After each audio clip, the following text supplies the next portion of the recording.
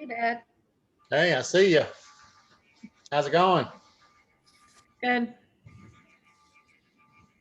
Getting your work done today? Some.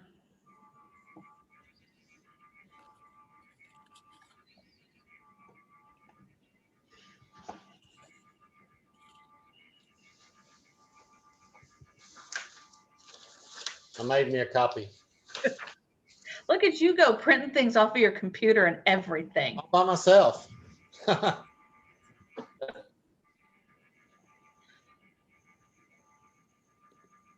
You're finding out all kinds of things I can do while you're gone, huh? I know it. I know it.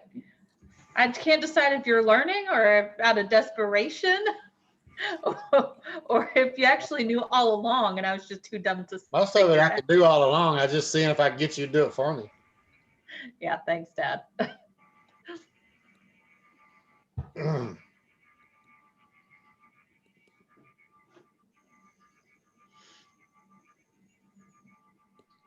There he is. Hey, how's it going? Pretty good, sir. How are you?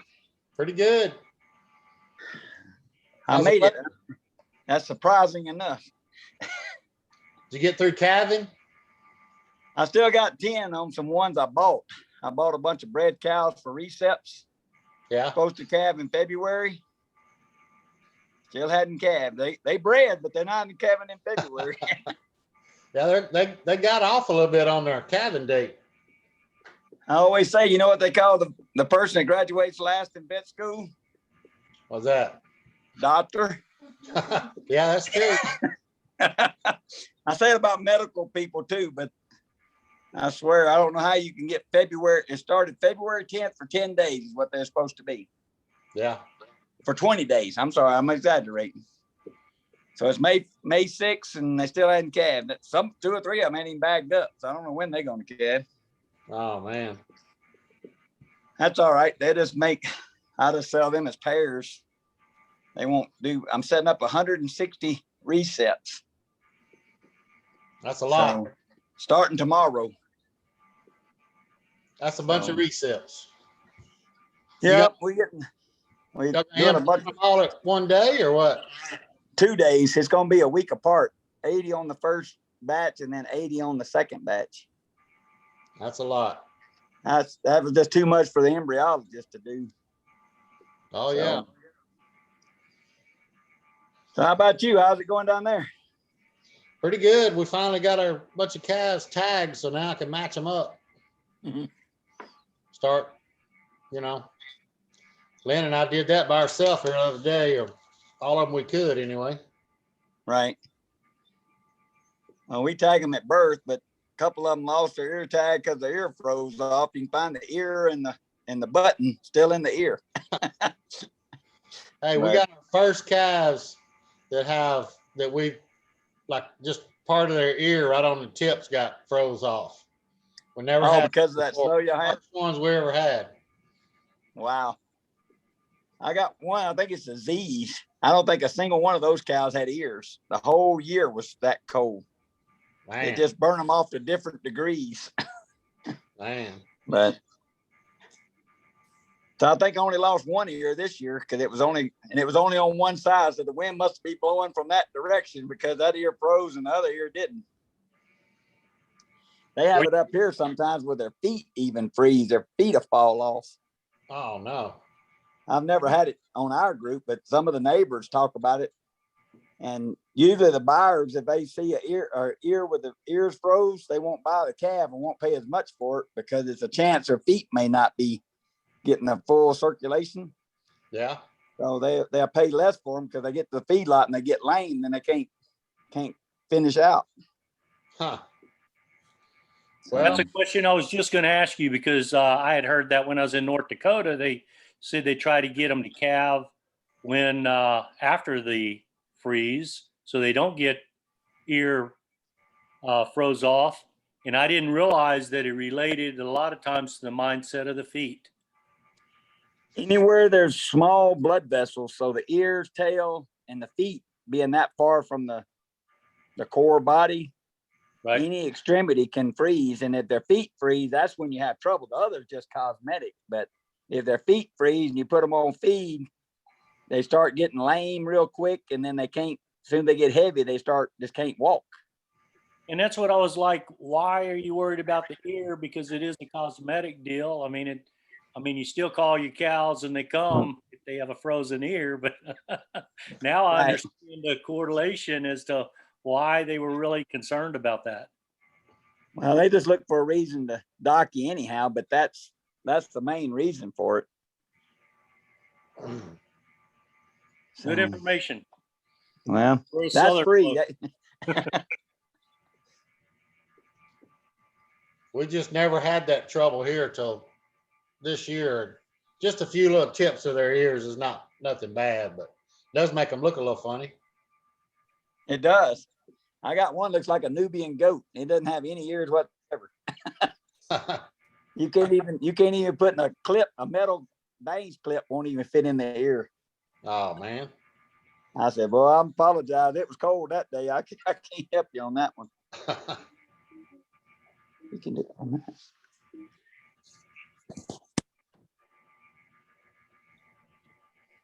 Well, Lynn, you ready? Yes, I am. Whenever you are. Well, go ahead. You're the one with the notes. Oh, you gave them to me, so you must have them. Well, I sent them to you. Maybe it's just here.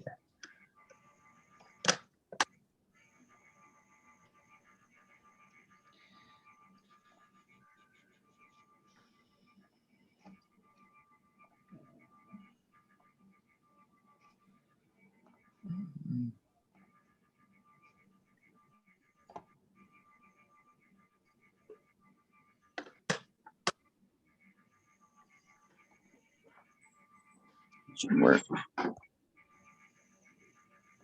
There he is. I was adjusting turning the air conditioner on for the first time. We only get to use it about a week out of the year. So, So David, how do you evaluate like the difference between a bull you're going to use on your cows and a semen sire? How would you go about evaluating one if you were thinking about buying a semen on a bull to use on your cows? I think first off, I would do is just say what I think the different requirements are. A good bull that passes the semen test and has a decent weight to gain and all that is a good herd bull. But in order for us to use him as a AI sire, which means multiple, more than just 10 or 15 head bred to him, he's got to exhibit extraordinary feats. He's got to be like number 1% in gain, the top 1% in the ribeye and marbling. So I think we usually say the top 5%. And then on the donors, we think it should be the top 1% of your cow herd. So if your bull is just, he looks pretty good. He's got he looks all right. His gain's pretty good. He's got kind of good feet and legs. He's a good herd sire maybe. But think about breeding that animal to 200 to 1,000 head and getting the calves that look just like him.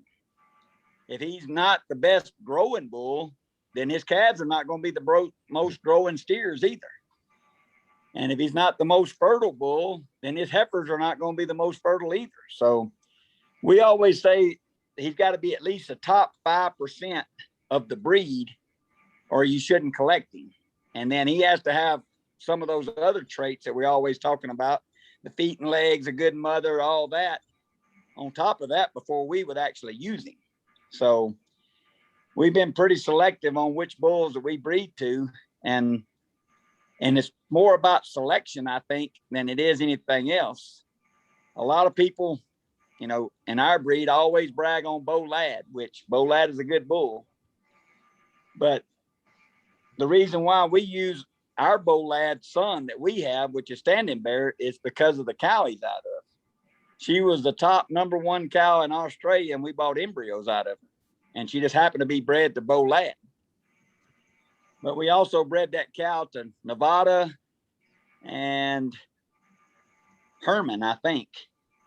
And everything out of that cow was really good. So we had a herd sire out of Bolad, a herd sire out of Nevada, and a herd sire out of Herman, all out of the same cow. So that's kind of what we decide on for a herd bull. It has to have a good mama behind it, but it needs to be the top 5% of the total breed for his requirements. Yeah, I think all of that, and everybody's country is a little different too. Like where you are gets cold. Where we are, we need bulls that'll slick off quick and be able to stand the heat a little better than some other bulls can. Here too, they need really good feet. They're running in a lot of brush and cactus and rocks, and there's just all kinds of stuff they can get into out there.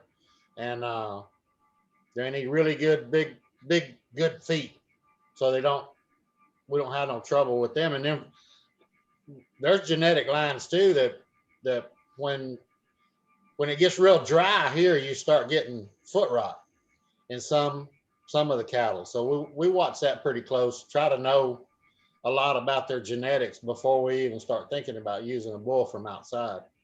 And most people that raise bulls will tell you a lot of information too when you talk to them. Lynn really likes to see calf crops and a lot of offspring before we use a bull here.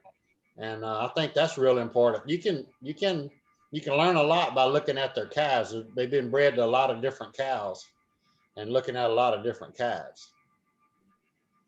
We did that back, I think, in 2008 or 9 is when we first started doing it. We was AI into a bunch of different bulls. So you had 2 out of this sire, 2 out of that sire, 2 out of this one. One was a heifer, one was a bull.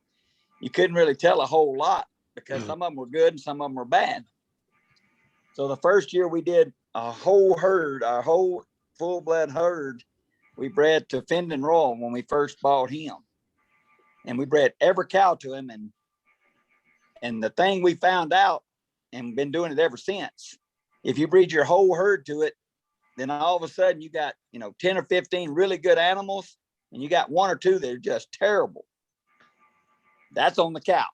Because, so we was able to eliminate some of our cows by using a single sire. So we used Fendon Royal 1 year, we used Standing Bear 1 year, we used Opinionated 1 year. No surprise, we used him 2 years, I think, making money. So every year we bred at least 30 to 40 cows to one bull, usually when they were 2 years old, their first year as a 2-year-old, to make sure we wanted to collect them ourselves. Because if you have more bad ones than good ones on a good set of cows, then that's the bull's fault. If you got one bad one out of a whole herd, that's the cow's fault. So we started doing it like you're talking and breeding one bull to multiple cows, good and bad, all different ranges, and see if all the calves were good or the majority of the calves were bad. And we've been able to cull our herd and move forward based on that by using a single sire on a known group of cows when they're young. And then you can promote them, say, okay, this one, like you said, produces, a whole calf crop. All of them look good. All of them have the same traits. It just wasn't a fluke in that particular bull. And that's what I was talking about selection. We've had 4 calves out of the same flush. One of them be great and the other 2 or 3 not be good at all. They're all the same genetics, but that's how through selection, you can pick out the one that exhibits all those good traits and only use that one. I think the problem with our breed is just because it was out of a national champion that had 4 bulls there, that might not be the reason to breed to that bull. Well, a lot of people, or I guess everybody, has a little bit different goals, what they're trying to accomplish, what they're trying to get to. But there are some bulls that I believe, pretty much improve almost all the cows. They're not every cow, but they'll improve on what the cow was. But more times than not, the cows are really the one that people should be focusing on a lot too, and not just try to, you know, when you start trying to just breed up to better and better and better cattle, it takes a long time. But the way to do that is Long just process. the very, very best bulls you can, and just keep doing it and keep doing it. What's some of the best bulls you think you ever used? Findon Raw must have been one of them. You used him a lot. We used him a lot, and all of them are like a tool in a toolbox. If you need a certain bull to do a certain thing, we have a couple, and Findon Raw is one of those bulls. And in the full blood cattle, one of the main handicaps of the breed is a short neck, short coupled kind of cow. You know, you can get them too compact. Findon Raw makes them look like they got an extra rib in them. He would make them 6 inches longer than any other bull we ever used. So if you want one longer, that's the bull we would always use on him. But his Achilles heel was his marbling wasn't the greatest. So if you had a high marbling cow and you could stand it, you know, you can breed those two together. It would moderate their IMF, but it would make them a longer, more, you know, better conformation. Perfect hip, perfect, conformation. But his Achilles heel was he didn't have the marbling that he should have. But I think overall, out of all the bulls we've ever used, I would say Making Money is probably our best bull that we ever used. He's a Standing Bear son out of a Clarissa, which is one of our donor cows that she did all right, bred to 3 or 4 different bulls. They'd have a good calf, but when we bred her to Standing Bear, I mean, it was just phenomenal calves. It was just the right hookup. And then we flushed her about 6 more times with that bull, just them two. And every calf out of that mating has been a knockout.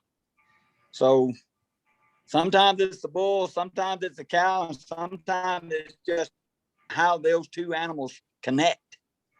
And that breeding pair, Standing Bear and Clarissa, I think I got 60 something calves out of that. And I probably got 30 or 40 more embryos out of it, that every time we put 2 or 3 in, those are the top calves in the calf crop. So selection is probably the main focus of this whole conversation. Just because they're supposed to be good doesn't mean they're going to be good. And not all out of that same breeding is going to be good. You have to pick and choose which ones you use to make sure you don't replicate something bad. Well, I believe that. We've got some of the same things here. The certain breedings just work every time. It just never you know, you got a certain cow that's bred to a certain bull, and it works every time. Yep. We're in a situation now where we got so many bulls that are half siblings because of the cow families that we've had here for so long. The best cow family and the best bull got bred so many times that we gotta, you know, we're gonna have to diversify a little bit here pretty soon, next few years, next couple years. We can't, you know, we're gonna have to probably bring something else to the table in our herd. Yeah, we're not going to be I able went to through wait. our, oh, go ahead. Yeah, I was just going to say, we're not going to be able to wait. We definitely need to bring in at least a new AI sire probably next year. So. And we did that too. We flushed like our best flush cows to every good bull that we ever had. And now that I went through the bull herd the other day, we tested 60 bulls. I had a D, a E, a F, a G, a C, and something else, all out of the same cow. They're all bred to different bulls, but they were the bulls that were still here because of that cow family. No matter what you bred her to, they was the ones that was the standout for that year. So I know we're talking bulls, and bulls is the most, you know, what this whole session's about, but you better make sure it's got a good mama behind it, or it's not going to make a good bull. Yeah, no consistency. That's another thing with good bulls is they're consistent. You'll get a knothead every now and then, but mostly they're going to be consistent. When you got pretty good cows, should improve on almost every cow, make something a little bit better than that cow was. The next thing I guess we have here is going to talk about EPDs. You're the expert on EPD. Well, I don't know if I'm the expert by any stretch, but we have EPDs on them, on our cows, because we paid to get them. And what we did, we went and got, did a high density blood test on 10 animals. The first is what we did first. We did 5 cows, 6, 7 cows, and 2 or 3 bulls. And then we went back, and I think we've got close to 80 animals that have a high density genome test, I guess is what they call it, that tests for those certain traits. And then they have a certain EPD, which they didn't have a standard for Aberdeens. So the closest thing they had was Angus. So we had to use the Angus as a base, which to me already puts a kind of a flaw in your EPD, because you're starting out with something that's closely related, but you can look at an Angus today and an Aberdeen today, and they don't look nothing alike, and they don't have the same traits. So that's the only thing that kind of worried me, because we had to start with an Angus base for our herd, and then they put the genome test on top of it to replicate it. And then anytime that we submit an offspring, they use all those traits together. So they use the Angus foundation herd, the genome test, and the actual performance data from the calf to generate an EPD.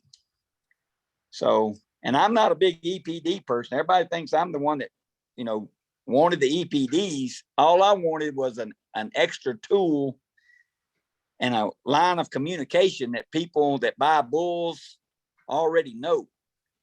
So when people go to a bull sale, they see the EPDs, they really don't know what they mean, but they know that number's good on this one and low on that one. That's a good one to have. And that's about their extent of their knowledge of EPDs.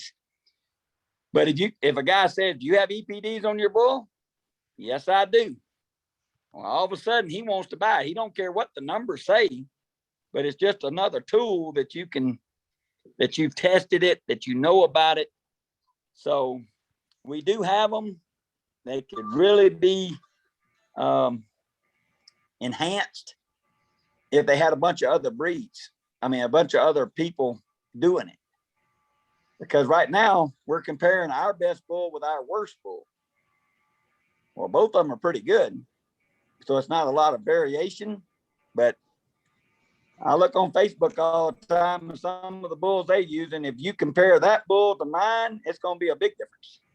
Yeah. And that's the reason I wanted EPDs, because just because I had a registration paper on my bull and somebody else had a registration on their bull, all of a sudden people thought they was created equal, and that is far from the truth.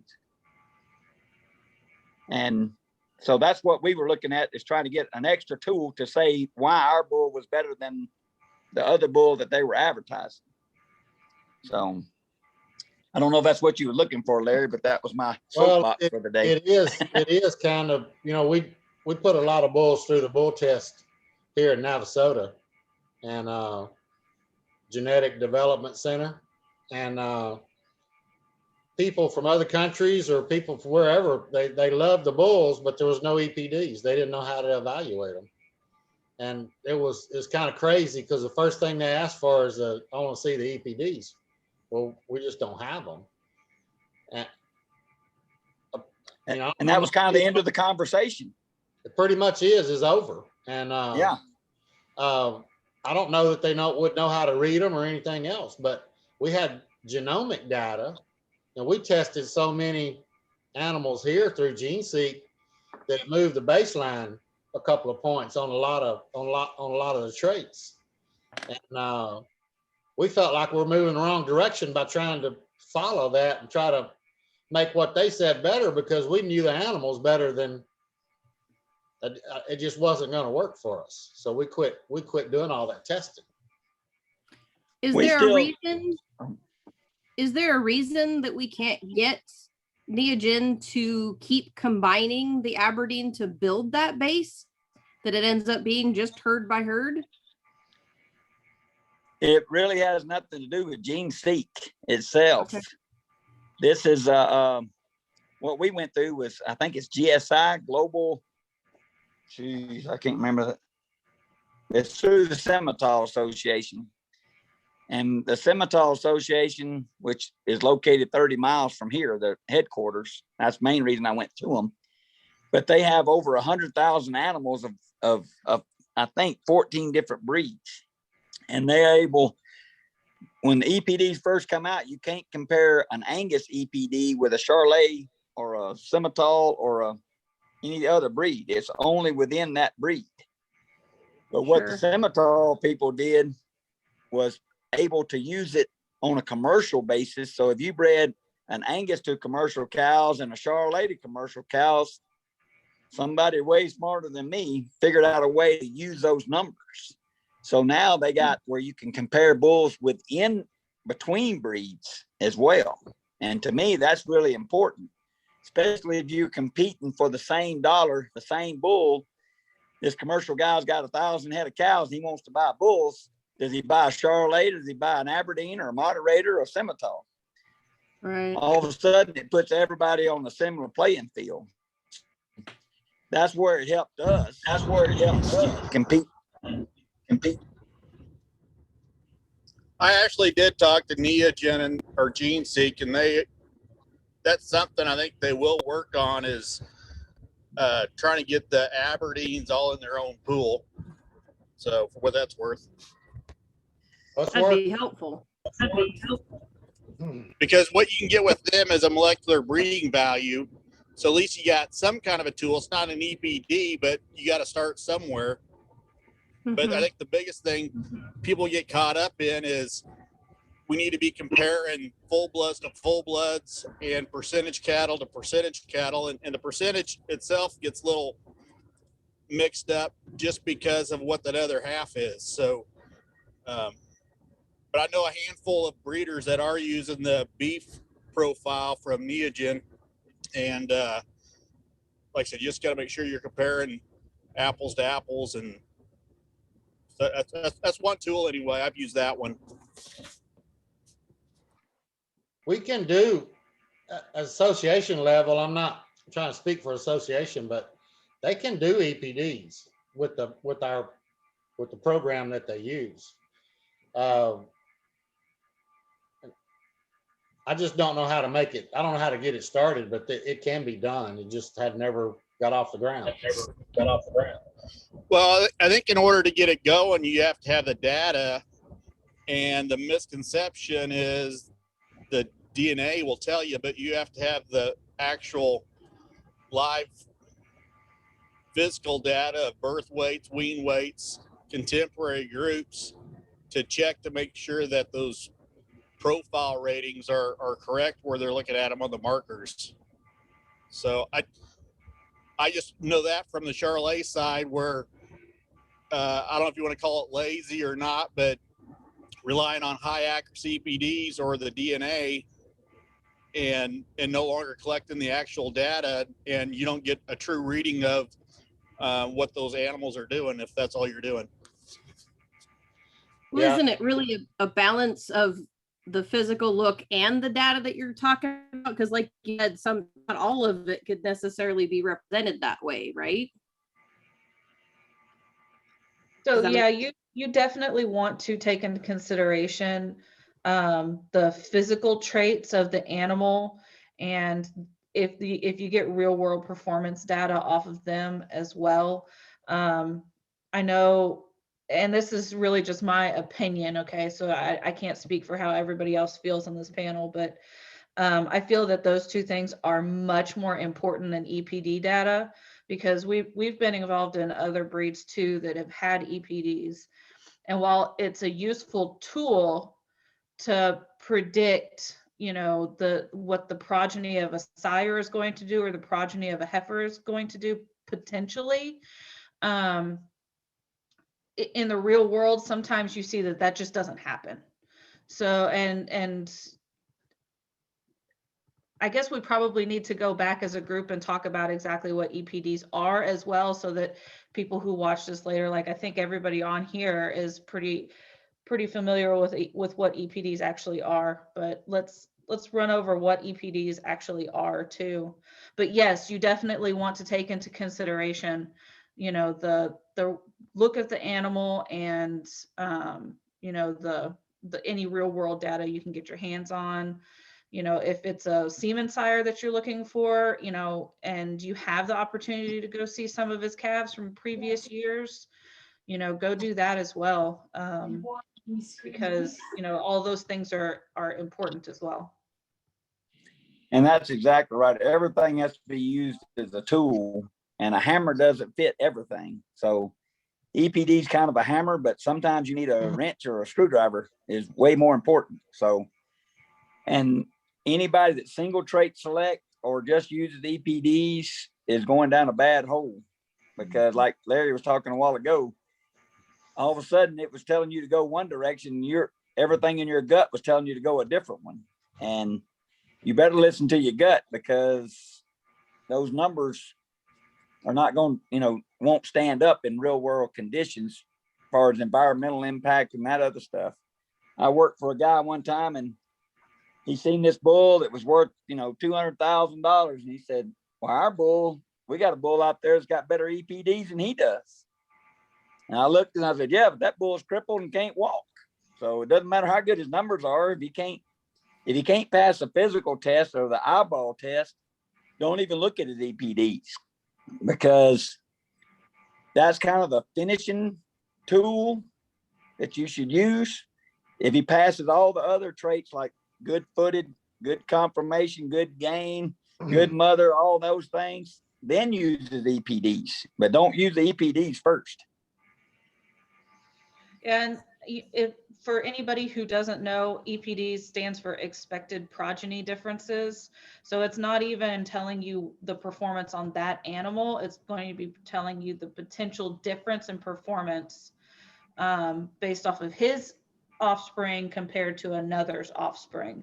So it's not even necessarily going to tell you exactly what the performance of his calves are. It's going to tell you whether or not his expected progeny performance is going to be better or worse than his contemporaries or her contemporaries. And on top of that, you add inaccuracy, and that changes a lot too. Yes. Yes, and the more reporting numbers that there are, the higher the accuracy numbers are going to be. So like if I know with Santa Gertrudis, like if we're looking for a new semen sire with Santa Gertrudis, because we don't have a Santa Gertrudis bull, and we have a very small herd, so we exclusively AI those.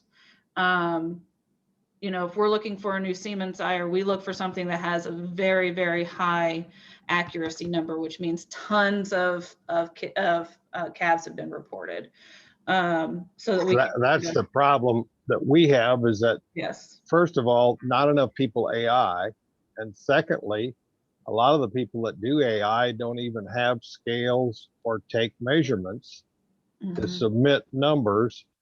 What's furthermore, a lot of our breeders are very small, and so they don't record enough cattle in a contemporary group that are born at the same time of the year and managed under the same grazing conditions to put out some meaningful information that has contemporary groups that's sired by one of Larry's bulls or one of David Shockey's bulls or one of Baldridge's bulls.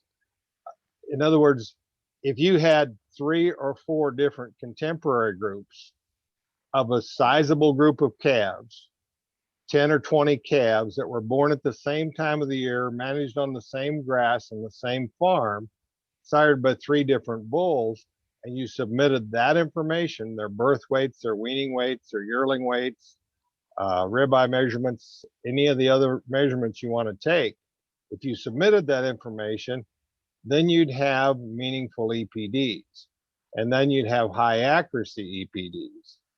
The challenge that we have within the Aberdeen Association is it's really hard to get high accuracy numbers because there's not enough people that are doing it in a lot. Like a lot of the semen companies that are selling semen on, let's say, Angus bulls, will sell semen all over the United States.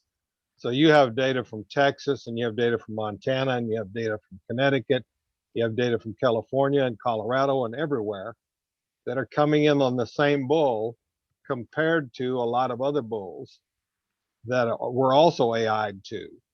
And those numbers mean something, and they're high accuracy at that point.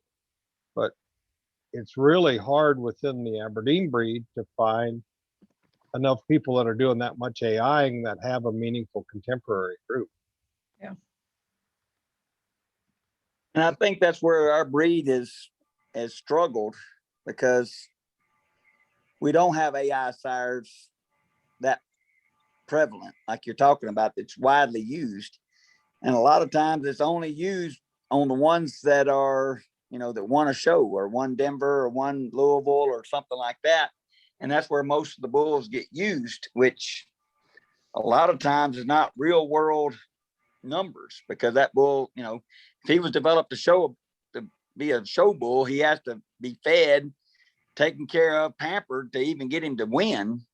But that, might not be the traits you want once you get into, range conditions.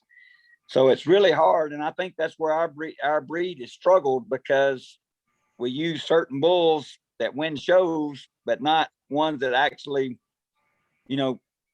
struggled and survived and made it through an environment like ours or Texas or anywhere. It's got extreme climates, and then use those bulls.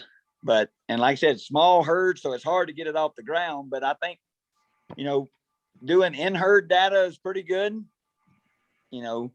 If I have a herd and I got 10 bulls and they're out of 3 different sires, and that gives you something to look for, that would give you some information. They all been developed the same. So if a bull exceeded the other ones, or was far and above the other bulls, he grew up in the same environment on the same type of nutrition, that should tell you something. So I think an in-herd ratio would be nice.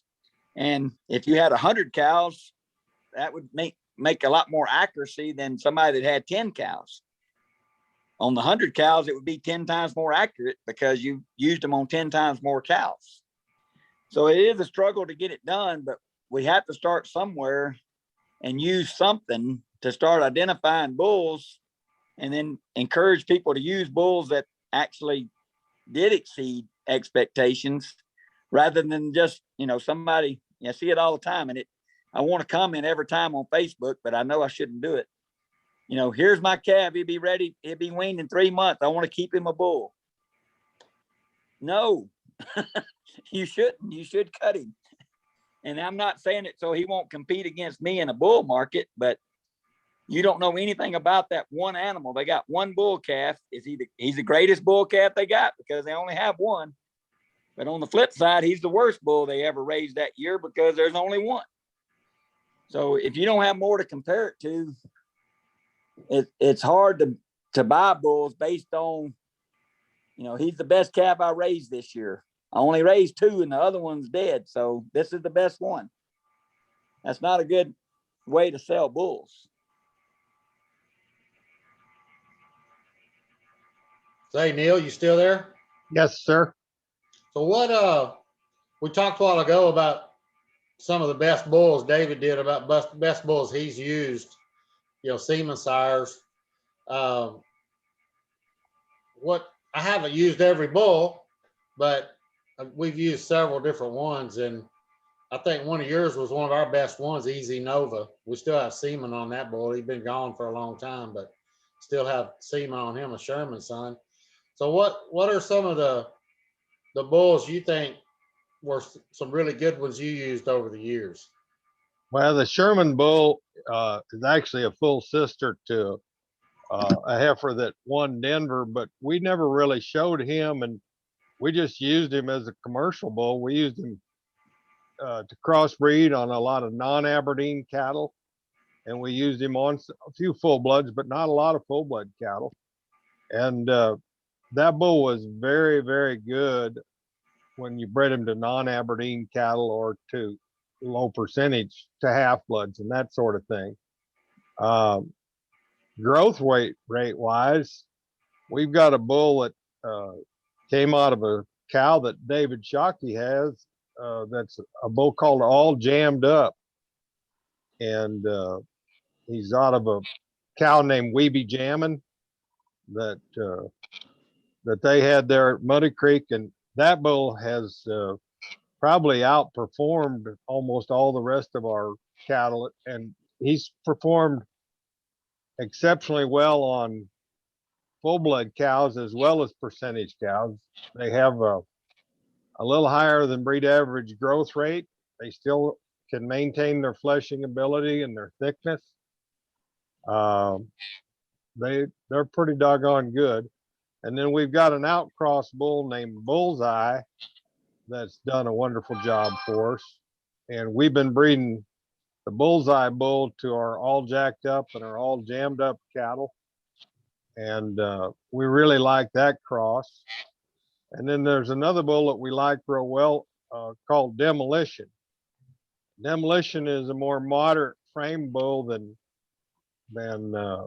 all jacked up or all jammed up.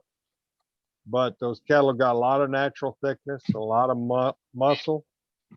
And we've got a Making Money son, which is a bull David Shockey's got, named Forbes. And this is the first year we've got calves out of Forbes, and they look really good. They're really thick cattle.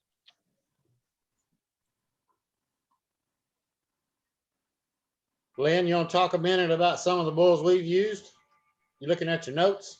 Yeah, I'm looking at my notes.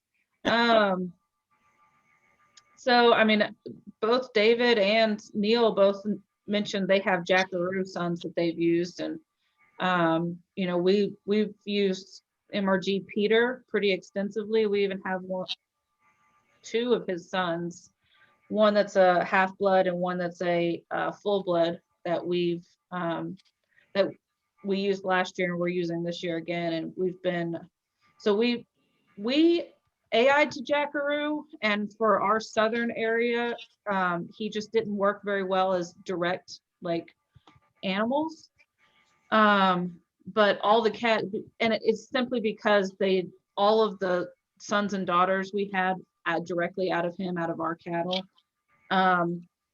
did not slick off well enough to handle our heat. They just, as soon as we'd hit 95 degrees, which, you know, is mid-June for us, they would just melt. Like they'd turn to skin and bone. They'd be full of hair. Like it just did not perform well for us. But his grandchildren, Jackaroo's grandchildren, so any of the offspring we've gotten out of his sons, have really performed well for us. They're thick made cattle. They're a little bit bigger frame score. They're, you know, they range really well in our brushy areas. So, I mean, we've been really happy with that bloodline. Let's see. I mean, Mega Market, you know, Dad, has always been my favorite. He was a Fairlawn Rebel son and has Vitalis, yes, and Eliza Park Brenton all in his pedigree. So he was really stacked really well as far as high quality bulls. And, you know, that was, if we even went out and bought Rebel Semen because of how much we liked Megamark, because we never got a chance to collect him. So that's been he was a really excellent bull. We used him so much he had a heart attack in the chute. Just died right in the chute. Trying to worm him. We didn't You mentioned that Peter bull, and Peter's mother is out of a sister to the Bullseye bull that we use. So the bottom side of that pedigree is really stacked, really strong.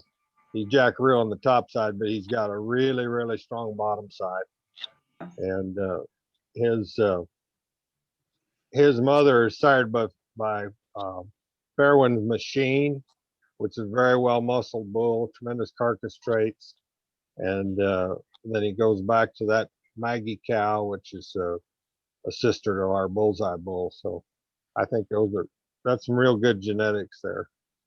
Yeah, it is real good. So I want to ask Neil, I want to ask you and David what y'all think are some of the most underutilized bulls that you know about that you have semen on, probably that were very underutilized, but they're probably some of the best bulls in the breed. We raised a bull named Clout years and years ago, and we haven't sold any semen to speak of on Clout lately.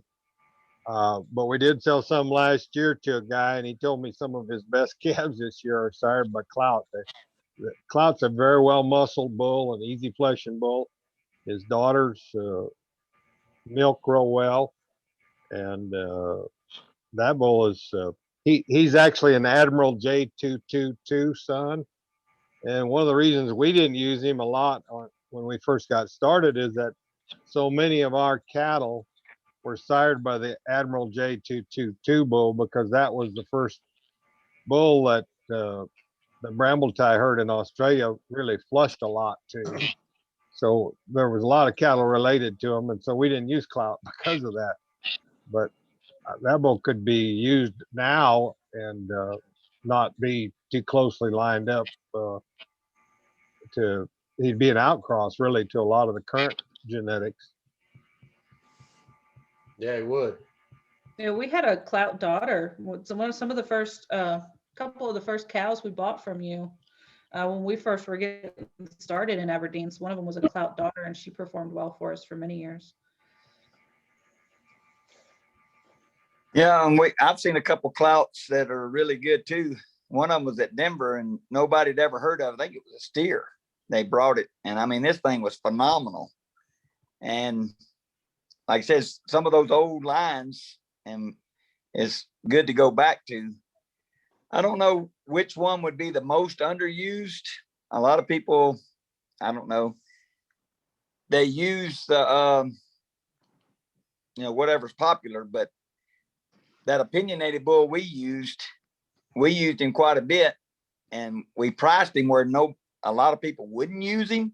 That's the only bull that we ever priced that was $100 a straw, because we didn't want them to get bred to every cow in the breed, even the bad ones. If you paid $100 a straw, you was only going to breed it to your best once, and that would help, promote the bull itself. And we had 5 or 6 daughters in our herd that was the best 5 cows in our herd for 4 or 5 years that we had them. And then we sold them to other breeders that wanted to use them as a flush cow. So I'd say he's probably the most underused we have. And then we have a son out of him that's called Enough Said, was the same way. This bull got hurt when he was really young. He could have won the national champion, I think, that year. He was second behind Boxcar whenever Boxcar showed. And Boxcar was also an opinionated son. Yep, that's what I mean. You had yours and I had mine, but mine got hurt. And then he never did show that good. And then we was going to take him back to Denver, and they had the semen testing before he went, because he was a 2-year-old, and they hit him too hard with an electroejaculator and made him go down the chute and hurt his back. So then we couldn't take him then. So that bull was really, really good. He's out of a quartermaster cow. So really old genetics in there, but man, you talking about some good calves out of that bull. And a lot of people never even heard of him, but his name's Enough Said. And he's an opinionated son out of a quartermaster cow. So to me, that would be the one. And then we go back, and a lot of our stuff had opinionated in it, so we wouldn't go back and use him again to line it up that close. But to me, that's probably one of the better bulls that we got that not a lot of people use.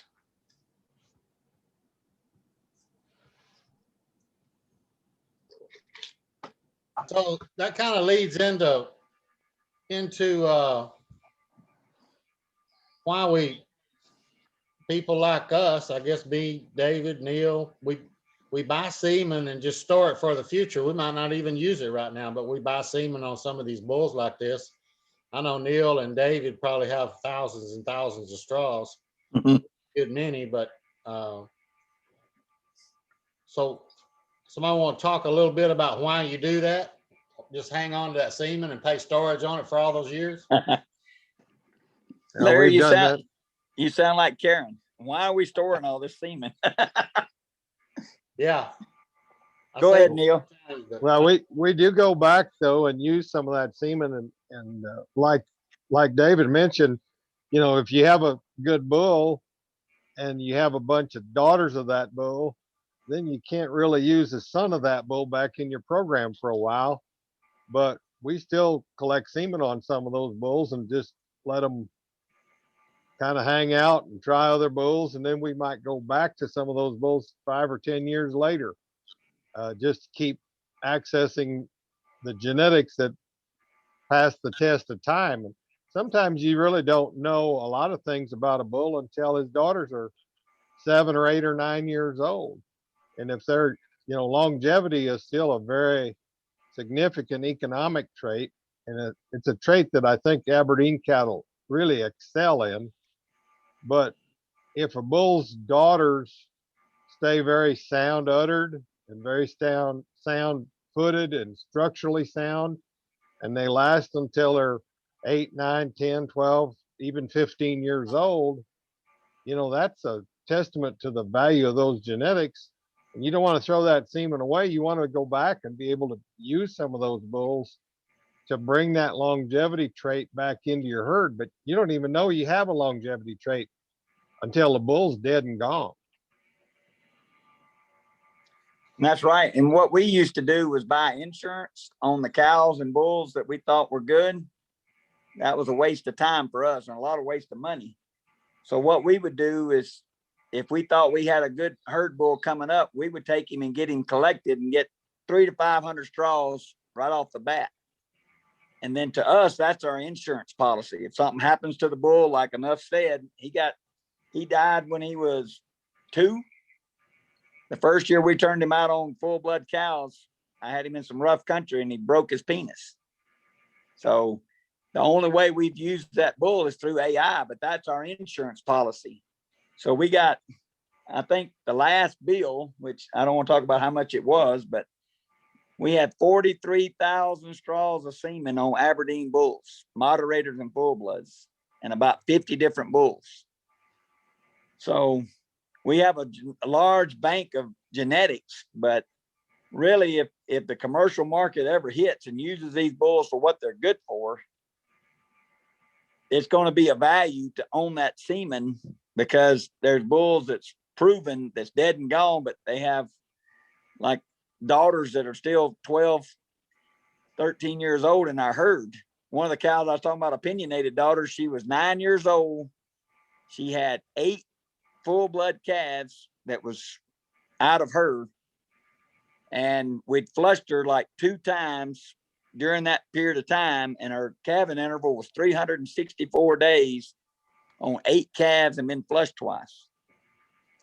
So you can't get that kind of information on a cow or the bull the first year he's out, because you don't have any daughters, especially in production. So it takes 4 or 5 years to prove that they're a good animal, and time you prove it, it's too late to collect them. So you better collect them early, or you won't have anything to sell or to prove, oh yeah, it was a great bull, but we never collected him.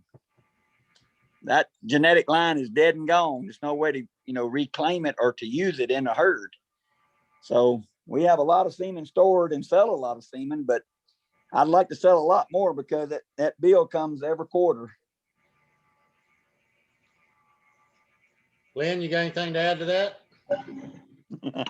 No, I mean, I think David and Neil both hit it right on the head. That's the reason why we, have a large storage bill as well, is because, we've collected up semen from different genetic lines that have worked for us in the past. Older genetics that, we feel might add some value back into our herd, or, even if you accidentally start taking a wrong path and you're like, oh snap, 5 years down the road, it's like, I did something wrong. Let's go back to some of the older genetics in the breed to try and fix some of the stuff that you made a few bad decisions a few years ago, So, I mean, that's the complete reason why we use, why we collect semen. We collect embryos for the same reason, is because, it's just an insurance policy on a really good cow. You know, and it allows you to return to those genetics later down the road too. Or, you know, say you need to disperse a large portion of your herd because you hit a few hard years, you know, it gives you the opportunity to come back with your own genetics too. So, you know, that's a good reason to have a little bit of a storage bill every quarter. We still have some foundation semen that we imported from Australia. It's in quarter cc straws, but we've got semen on Nevada and Midshipman and Admiral and a lot of those real old bulls. You know, the bulls they'd be 25 or 30 years old now. You know, that semen was collected in probably 1996 or 1997. We still have good luck with the semen. It's been stored properly at Hawkeye Genetics, and the fertility of the semen is very good. But if somebody wants that old foundation genetics, there's still quite a bit of that semen available. I think, Yeah. I think some people need to go back to using that stuff more and more. There's something to be said for the older genetics. If you're not, especially if you're not going to be showing at shows, if you're looking for beef bulls, some of that stuff's real good. Like Sherman. I know Neil, you probably still have semen on him. We do. You know, he did a good job for us down here. His sons did.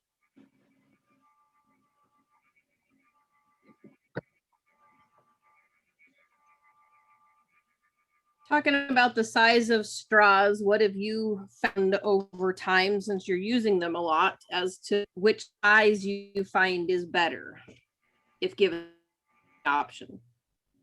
Our results are about identical. The quarter cc straws thaw quicker, and some people like that better. They feel like they get a more uniform thaw, and you have more live sperm cells when you inseminate a cow with a quarter cc straw. The straws, the semen count in the straws is virtually the same for a quarter cc straw and a half cc straw. It's just less diluted in the quarter cc straw, but the quarter cc straw takes a special straw gun. You've got to have the right tool to utilize that.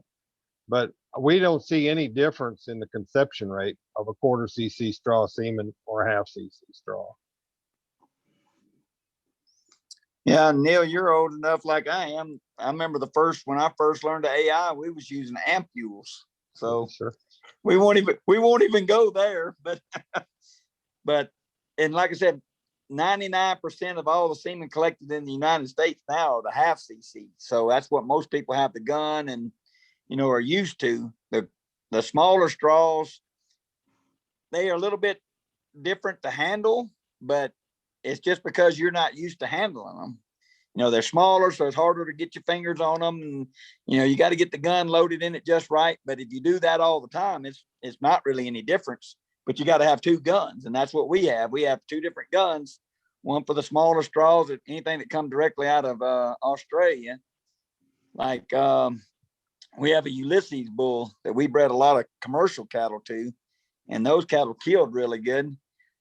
But all of them are in the smaller straws, and then everything that's been collected here in the United States are the bigger straws. So it's all in what you get used to, but we have no difference in conception rate either.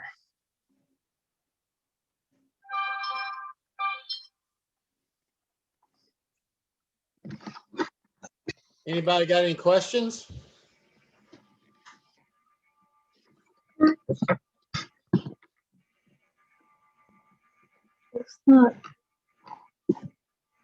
So There's a- I have a question as far as the age that you're starting to collect, because you talked about making sure you collect early, because once they get to be 4 or 5 years down the road, it may be too late to collect.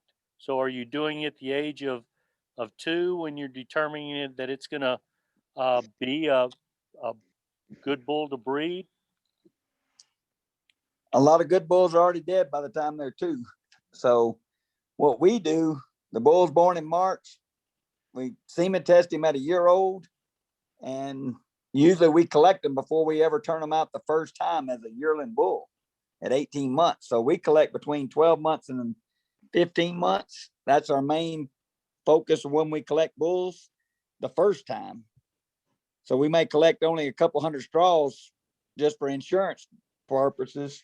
And then if that bull turns out to be a good herd bull, like Standing Bear, we did him that way. And then after he proved what he could do, I got close to 10,000 straws on that bull. And he just stayed at the bull stud all winter, one winter long, and collected. He's collected for Australia, Canada, and any place else you want to send him. But we collected him the first time when he was a year old, and then we took him back in as a 3-year-old and got a large quantity. So I would collect a good bull at a year old, just enough to make sure you had an insurance policy, 50 to 250 straws, somewhere around in there, and then prove him and then take him back. Okay, and then all those attributes we talked about last week, okay, such as the body conditions, the large testicles, so on and so forth. You're making that assumption between like an 8 to 12 month period, and then at 12 months you're starting to collect the semen. We performance test them up to a year old. So Okay. From weaning to a year old, they're on a test. Basically, all the bulls that we have that we kept intact, we put them on a particular feed or ration and develop them all the same, and then determine which one we like out of that group. They've already passed the semen test. They have to have the right size testicles, have all the other attributes like you're talking about, structural wise and all that. And then, so I might test 20 bulls and collect one. So that's part of the selection process I was talking about. You don't want to collect everything.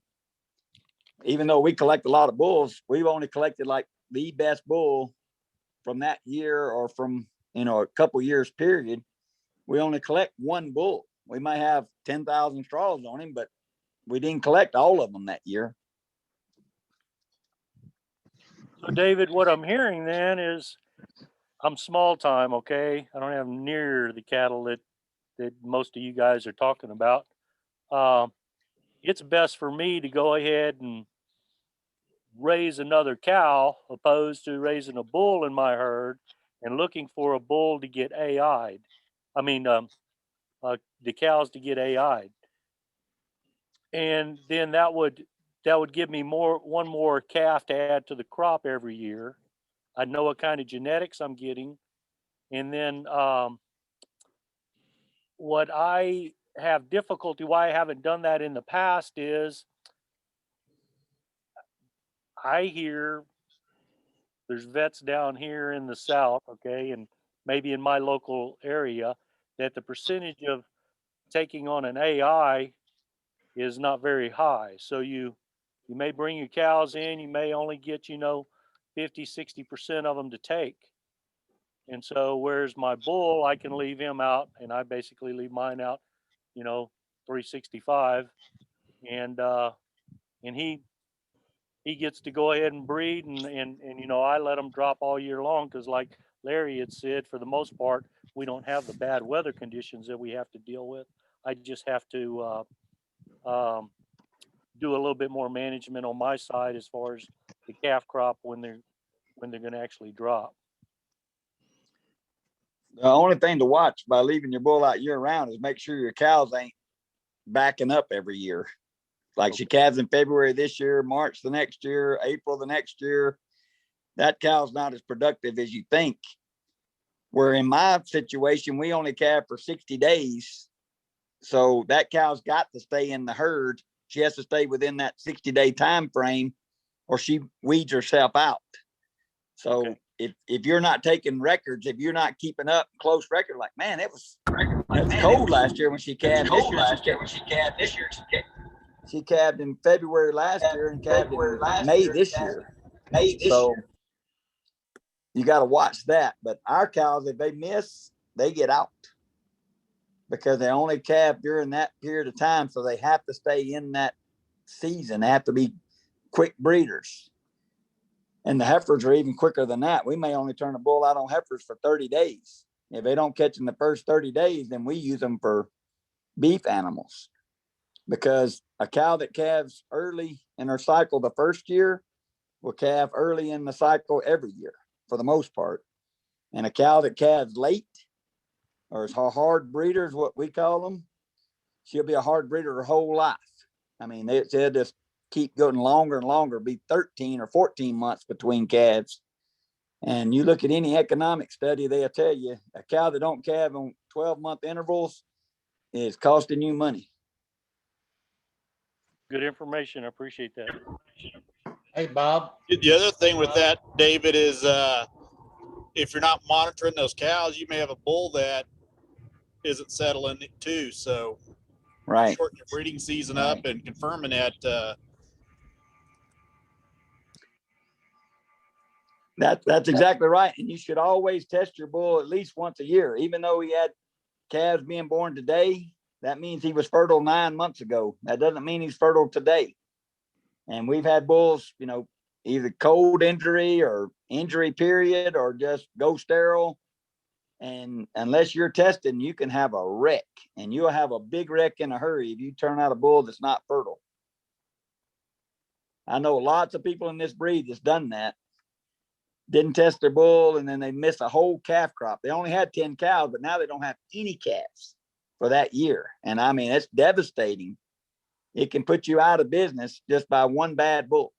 And that's the most gut-wrenching feeling you'll ever have, is somebody checking cows and open. I mean, that is, if you want to feel what sick feels like, listen to that over and over. Hey, Bob. What I would do, I mean, I'm not trying to tell anybody what to do, but you might AI your cows, you know, wait 2 weeks, turn your bull out. If you want to make, you know, if you're trying to make genetic improvements, see how your cows do AI. And a lot of people only AI cows. They don't even own a bull. And if you got cattle that conceive easy, it's pretty much, you can make that happen, you know, in a 60-day window, pretty much on any cows if they conceive good. That's a good Also, point. Larry, what he was talking earlier, a lot of vets do the AI because they're the only ones that really know how in your area, but they're not the best people to use because they have to be good at 100 different things. And a vet is the hardest person to get on your ranch. And the most important thing with AI is timing. And if they pulling a calf somewhere or working on a poodle or doing something else and the time has passed, that's where you run into a lot of trouble with vets. Select sires is what we've found to be some of the best people, because they do that for a living. They just go around AI and cows. So if you can find an AI rep, a semen rep in your area, or if an old dairyman lives next to you, use him. That's the most guy that get the highest conception rate of anybody, is an old dairyman, because they've done it for years and years and years, and they know what they're doing. Hey, Bob, Yeah, where are you? An AI tech is the best. I'm over in the hill country, northwest of San Antonio. I guess west of Fredericksburg, about 30 minutes. Okay. I've been there. Oh, we can hook you up, Bob, with a good AI tech. Our AI tech lives out by Stephenville, and she's awesome. Oh, that's good, because I head up that direction quite often, and so to make that trip would not be hard at all. And the one thing, though, fellas, that I get into is, and the reason I let my bull 365 out in the pasture, is my cows do drop throughout the year, and I'm ending up, you know, selling those calves as they mature, you know, as far as a half calf or a whole calf is concerned. I guess I could then get into an AI program every other month and have 2 cows brought up there and get them AI'd then. Would that sound like a good plan for a small dealer? It's better if they come to your place and do it. I mean, if you can get them to do that. I know it's hard with the small numbers, but I mean, you traveling a cow, I mean, that's going to mess her up a little bit. I mean, everything you do is going to decrease your conception rate, whether she got too hot or she had to travel in a trailer or she had to stand around and wait, or, you know, all those things. It might only drop it a couple points, but a couple points here and there, all of a sudden that's an open cow. So Larry, does this lady come and AI on y'all's property? Yes. Yeah, we only AI here. We do some ourselves, but when we got a big group, we get there's a couple people, but the lady that Lynn's talking about, Suzanne Bush, she comes out and AIs for us. But there's other options. I mean, you can call into Bovine Elite, and they have AI techs all over. And I don't know if you ever heard of Bovine Elites in College Station, and they got AI techs all over the place. Okay. But there's most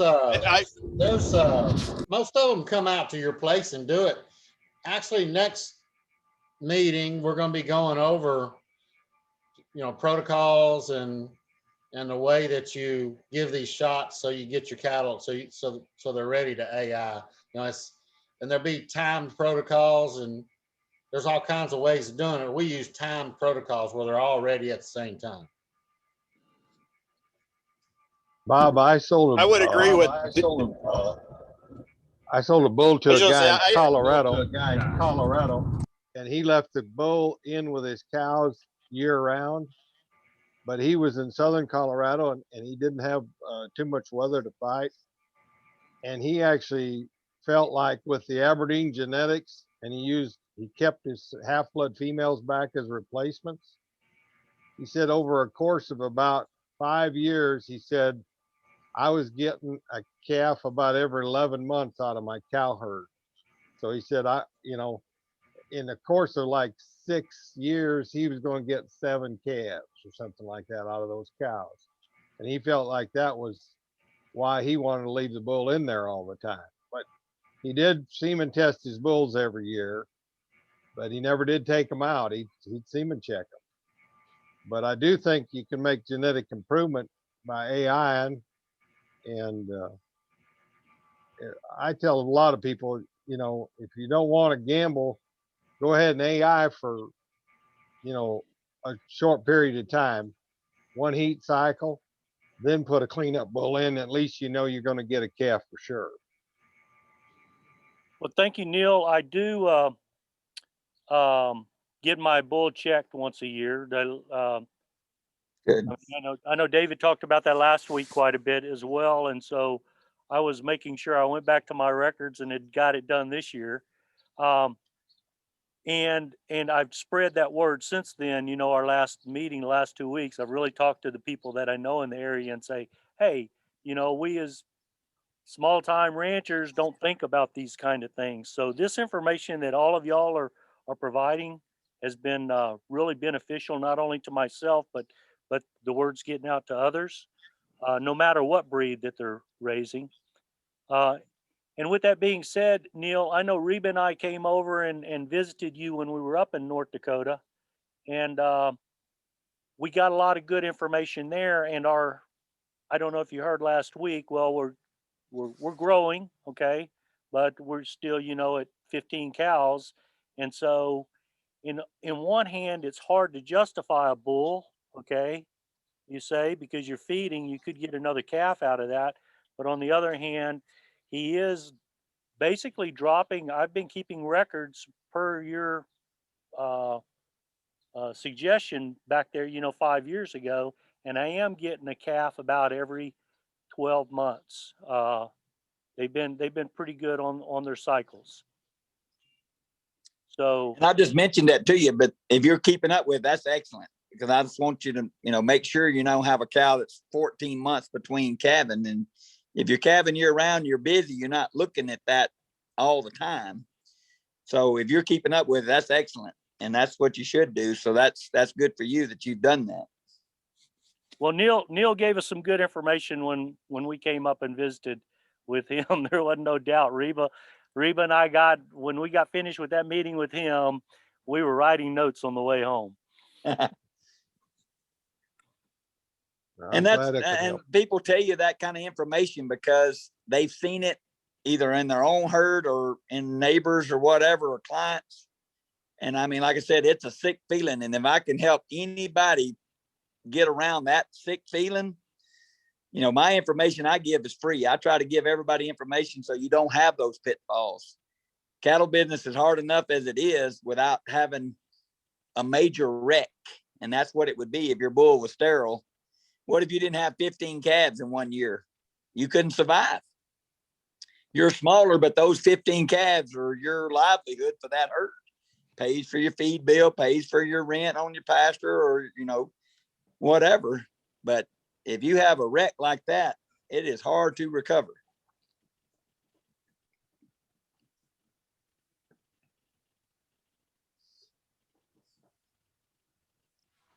Anybody else have any questions? Larry, are you or Lynn gonna be able to get me that information on on who the lady is to AI with? Yes, Bob, I'll make sure I get it sent out to you either tonight or tomorrow. Thank you. You're welcome. And that's how we've kind of done our herd. Like they was telling, like Neil was telling you, we flushed our cows over the years, but we didn't take them out of production. What we did was flush the cow the week before we would normally turn the bull out with them, set it up, flush the cow, and then that cow would go right back into production out with a bull. And then she would catch, so she would have a calf that year and we'd flush her that year. And one of the cows we had, we flushed her. They give her a shot to make her, you know, to clean her out after they flush her. They give her a shot of Lutalize right before, you know, right when they turn them out of the chute. She cycled back so quick and conceived with the bull. She actually calved before the receps did with her embryo calves. So that's how we was able to keep those genetics and fulfill those genetics by flushing them, but not taking them out of the sequence of breeding and keep, you know, the cow would get fat if you let her go, you know, 2 years without calving or 1 year without having a calf. It'd make them, they'd be so fat you couldn't get them to breed. So that's how we was able to keep the cows in the cow herd. So you can take your bull out for 2 months that you don't want a calf. Let's say December and January, that'd be your 2 worst months in Texas or whatever your worst months are that you for sure don't want a calf in. And then whatever cows that's ready to breed when you start back breeding, that would be a good time just to, all right, you got 5 cows, sync them up, give them a protocol, you know, shot protocol, make them all come in heat to where that lady can come and breed 5 cows. That would make worth her trip. And then it'd also make your trip. And then you could turn them right back out with a bull.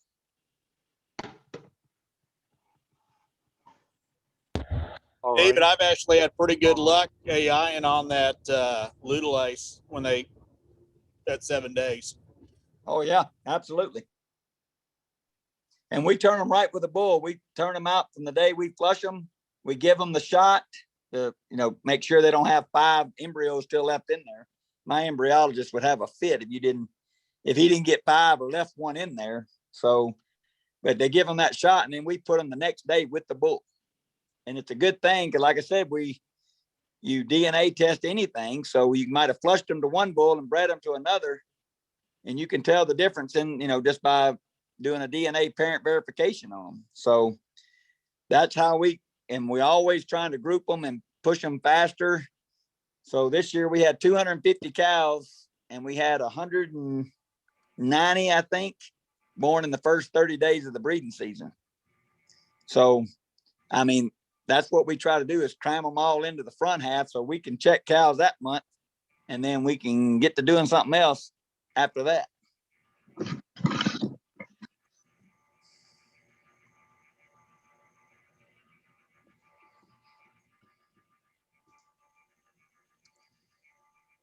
No questions, Larry? That's pretty good. We either did a good job or everybody went to sleep. Dana, how are you doing? Let's see if I can turn this thing on.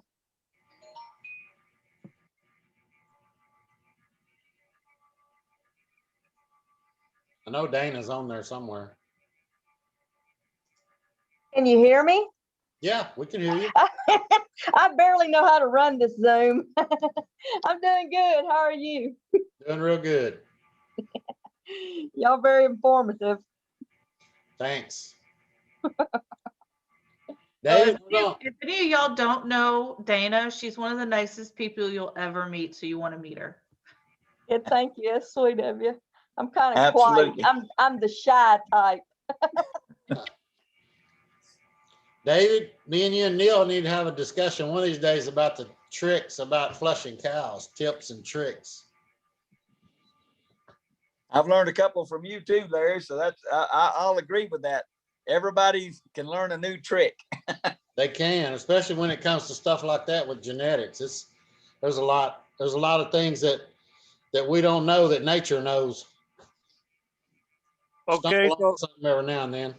I'll ask the question then, Larry and David and you guys, as a small time operator like I am, do I need to be flushing my cows? I think that depends on your cows. I really don't know what you have. It's expensive unless you're trying to sell really, or unless you're the best way to make genetic improvement is probably flushing cows, but you need to have the right cows first. But it's expensive. I'm not going to say it's not, but you really can that's the fastest way to get to the best kind of cows or the very best cattle. I see. And that's what we did back when we were really doing it full time.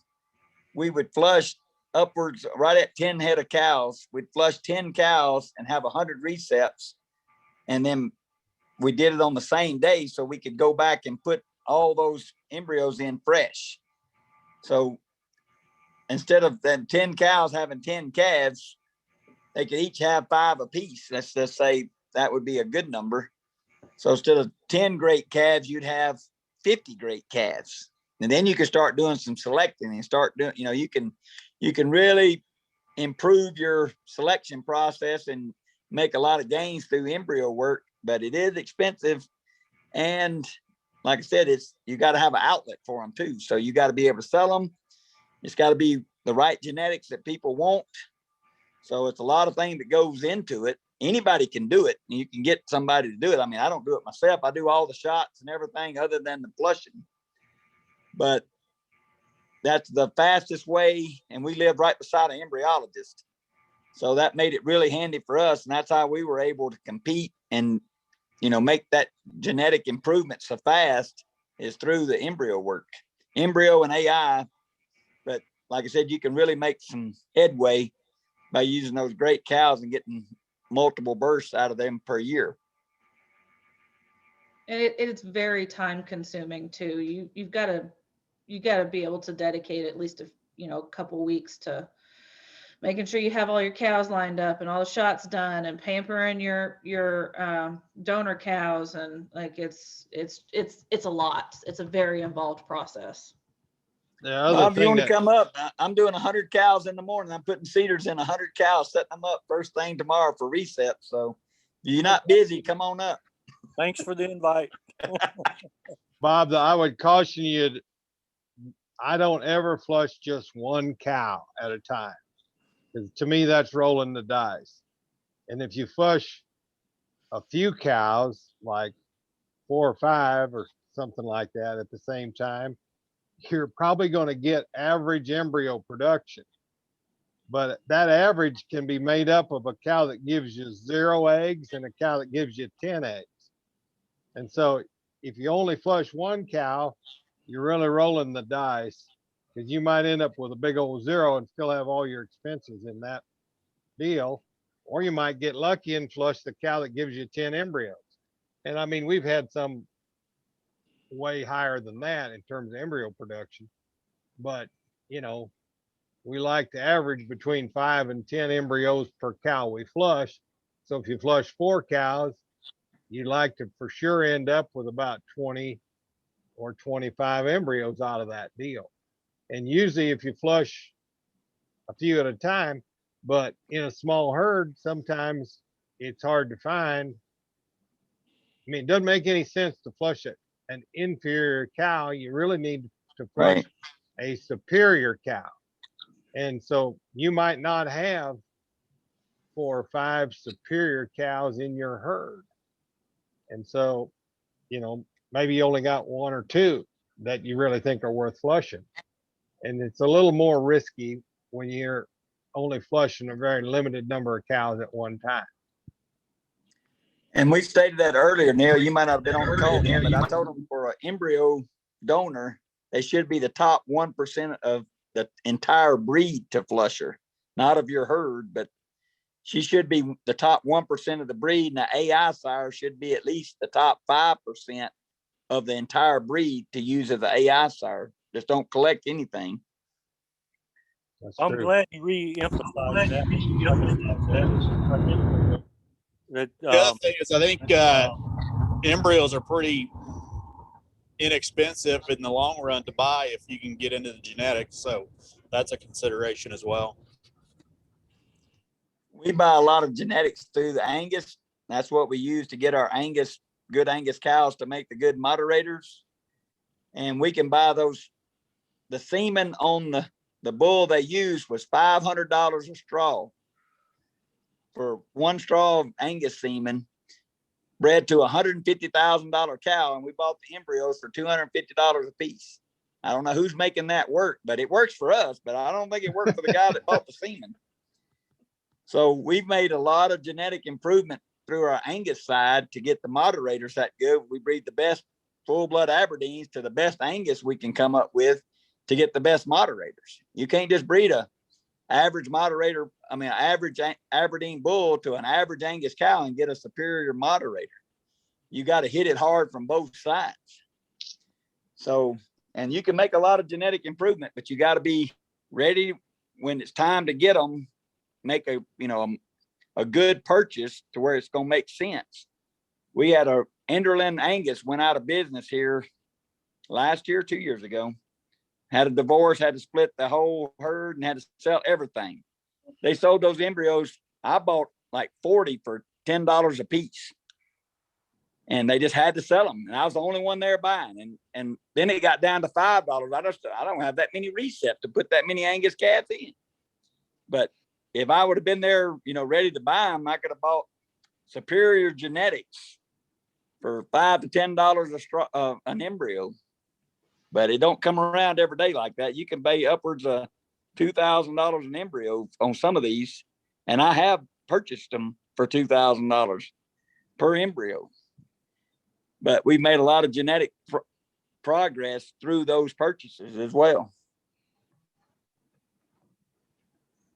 well, I do know the customers that I sell to right now they like the quality of meat they're getting. So that's why I'm trying to figure out if it'd be something that'd be a path worth going down. But really, I can't see the benefit for me right now to do that. Maybe it's better for me to either AI probably. And then I've been keeping my calf crop, the heifers that have turned out to be well, conformation wise, so on and so forth. And for the last 4 years, and they've been giving me good offspring as well. I've been real fortunate, I guess, that I've probably had about I know I've had 78% bull crop. I give very few heifers out of my cows, and I use a bull called Little Joe. I've had him probably since 2005, and so I'm looking at needing to get another bull, and it's just that time. He's 16 years old. You do realize that. I know the sperm count's still good. Still That's getting good. the job And done. that's a really good testament, but that bull is walking on borrowed time. I mean, it's not a matter of when he goes bad. but I mean, it's high quick. Oh, And it's nothing against the bull, but just that age. I mean, after 10 years old, nothing's a given. excuse me. He was born in 2011. Oh, And okay. yep. So he is at 10 years old. I'm sorry. Yep.